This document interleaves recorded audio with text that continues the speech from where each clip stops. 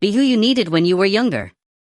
The call to be who you needed when you were younger is an invitation to heal, grow, and transform personal history into purpose. This concept bridges psychology and philosophy, urging us to confront unmet childhood needs while redefining our present identity. Below, we unravel its implications through two lenses: psychological healing and existential philosophy. Psychological perspective: healing the inner child. Inner child work. Their inner child represents the emotional residue of childhood experiences. Psychologists like John Bradshaw emphasize reconnecting with this fragmented self to address unresolved trauma. Individuals reprocess pain by visualizing interactions with one's younger self, offering comfort, validation, or protection.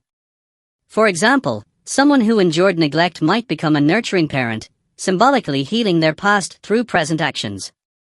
Therapies like internal family systems, IFS, formalize this, guiding individuals to parent wounded parts of their psyche. Reparenting and attachment theory. Attachment theory, Bowlby, reveals how early caregiver bonds shape adult relationships. Insecure attachment often leads to patterns of anxiety or avoidance. Reparenting, a concept in trauma therapy, involves cultivating self-compassion and secure attachment internally. By becoming the reliable figure they lacked, individuals rewrite internal narratives. Carl Rogers' unconditional positive regard becomes a self-directed practice, fostering emotional resilience. Breaking intergenerational cycles. Childhood wounds often perpetuate cycles of dysfunction. A person who endured criticism might either replicate it or overcorrect with excessive praise. Breaking these cycles requires conscious effort, setting boundaries, practicing empathy, or modeling vulnerability. This aligns with cognitive behavioral principles, where altering thought patterns transforms behavior. The result is generational healing, offering descendants a healthier emotional blueprint. Philosophical perspective: the existential self. Existential self-creation. Existentialists like Sartre argue we create ourselves through acts of will. To be who you are needed is an exercise in radical autonomy. It rejects determinism, asserting that past trauma need not dictate identity. Nietzsche's concept of self-overcoming applies here, transforming pain into agency.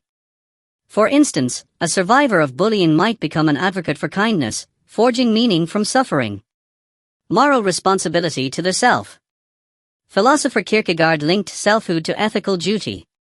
Healing one's inner child becomes a moral act, a debt owed to the vulnerable past self. Virtue ethics, Aristotle, further frames this as cultivating integrity. If childhood lacked courage, one now practices bravery. This duty extends outward. By healing oneself, we model authenticity for others, creating ripples of ethical influence. Temporal unity and the paradox of time. Heidegger's Being Toward the Past highlights how memory shapes present identity. The act of retroactively nurturing one's younger self creates temporal unity, integrating past, present, and future. Yet, this is paradoxical. How can the adult alter the child's experience? Philosophically, it's an act of reinterpretation, where the present self imbues the past with new meaning, akin to narrative therapy. Conclusion: the alchemy of selfhood. To be who you needed is both psychological alchemy and philosophical rebellion. It demands courage to confront pain while embracing the freedom to redefine oneself. Psychologically, it heals fractures within. Philosophically, it asserts that we are not prisoners of time. By bridging these realms, we transform survival into purpose, offering the world a testament to resilience. In doing so, we honor the child we were and inspire the adults we aspire to become. Call to action. Reflect: what did your younger self crave? How can you embody that today? Whether through therapy, creative expression, or mindful relationships, the journey begins with a single act of intentional kindness to yourself and others.